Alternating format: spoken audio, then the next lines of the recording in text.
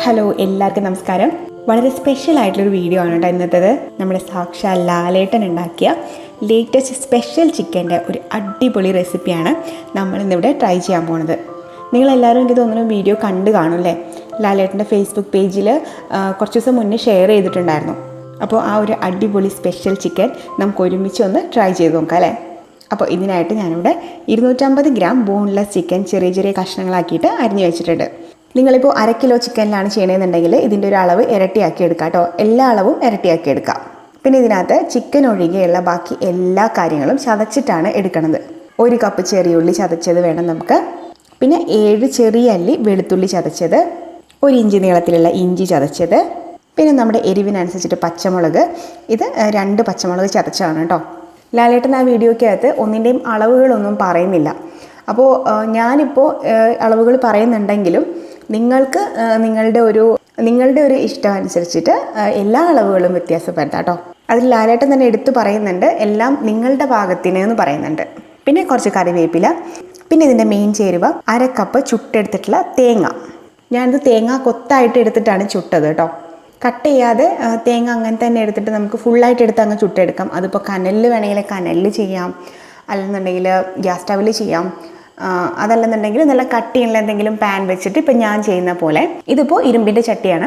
തേങ്ങ കൊത്തായിട്ട് ഇട്ടിട്ട് തിരിച്ചും മറിച്ചുമൊക്കെ ഇട്ട് കൊടുത്ത് നമുക്ക് ചുട്ടെടുക്കാം. അപ്പോൾ എങ്ങനെ വേണമെങ്കിലും നമുക്ക് ചുട്ടെടുക്കാം കേട്ടോ. കനലിൽ ചുട്ട് കഴിഞ്ഞിട്ടുണ്ടെങ്കിൽ കുറച്ചും കൂടി ടേസ്റ്റ് ആയിരിക്കും. അപ്പോൾ നമ്മുടെ വീട്ടിൽ ഏത് സൗകര്യമാണോ നമുക്ക് ചെയ്യാനായിട്ടുള്ളത് അതുപോലെ നിങ്ങൾ ചെയ്യാം. അപ്പോൾ സ്റ്റാർട്ട് ചെയ്യുന്നതിന് മുന്നായിട്ട് നമുക്ക് ഈ ചുട്ടെടുത്തിട്ടുള്ള ഈ തേങ്ങ ഉണ്ടല്ലോ, ഇത് നമുക്കൊന്ന് നന്നായിട്ട് ചതച്ചെടുക്കണം. ഒരു കല്ലിൽ വെച്ചിട്ട് നമുക്ക് നന്നായിട്ട് ചതച്ചെടുക്കാം. ചിക്കൻ കഴിക്കുന്നതിനിടയ്ക്ക് തേങ്ങാക്കൊത്ത് കടിക്കുമ്പോൾ നല്ല ടേസ്റ്റ് ആയിരിക്കും. അപ്പോൾ എല്ലാം ഒരുപോലെ ചതയണമെന്നില്ല, എന്നാൽ നന്നായി ചതയുകയും വേണം. ഞാൻ ദേ ഇങ്ങനെ ചതച്ചെടുത്തിട്ടുണ്ട്. അപ്പോൾ നമ്മുടെ ചേരുവകളെല്ലാം ദേ റെഡിയാക്കി വെച്ചിട്ടുണ്ട്.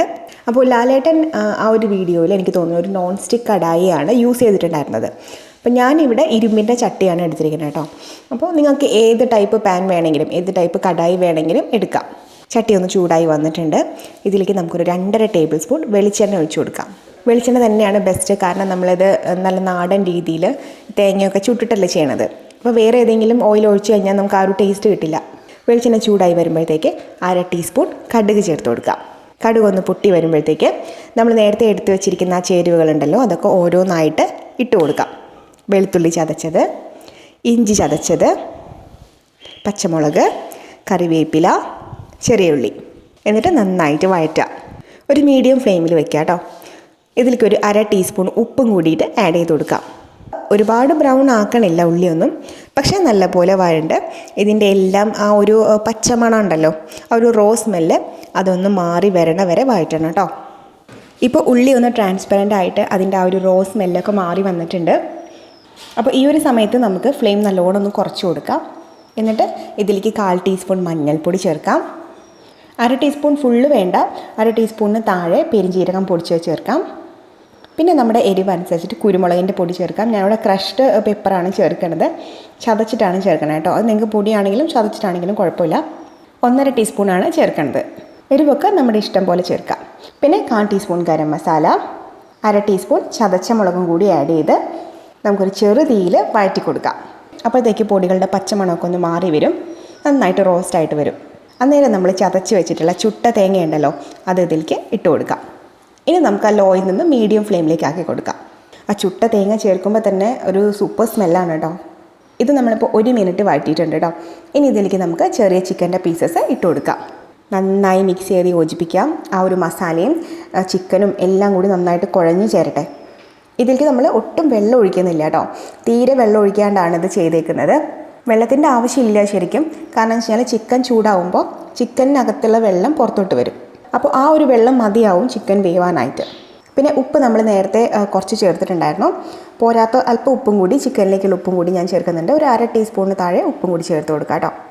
നന്നായിട്ട് മിക്സ് ചെയ്ത് യോജിപ്പിച്ച ശേഷം ഇത് നമുക്കൊന്ന് മൂടി വെച്ചിട്ട് കുക്ക് ചെയ്യാം. അപ്പോൾ മൂടി വയ്ക്കുമ്പോൾ ലോയിന് മീഡിയത്തിലേക്കും ആക്കി കൊടുക്കാം.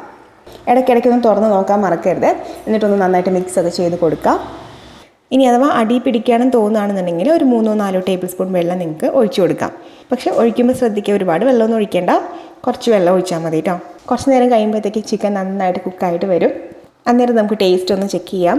ഉപ്പൊക്കെ നോക്കിയിട്ട് ആവശ്യത്തിന് വേണമെന്നുണ്ടെങ്കിൽ ഇട്ട് കൊടുക്കാം. എരിവ് പോരാൻ തോന്നുകയാണെന്നുണ്ടെങ്കിൽ കുറച്ച് കുരുമുളകിൻ്റെ പൊടി ആഡ് ചെയ്ത് കൊടുക്കാം കേട്ടോ. ആ ചുട്ട തേങ്ങയുടെയും ആ കുരുമുളകിൻ്റെയും ചിക്കൻ്റെയും എല്ലാം കൂടിയിട്ട് നല്ലൊരു ഫ്ലേവറാണ് വരുന്നത്. കുറച്ച് കറിവേപ്പിലയും കൂടി നമുക്ക് ആഡ് ചെയ്ത് കൊടുക്കാം.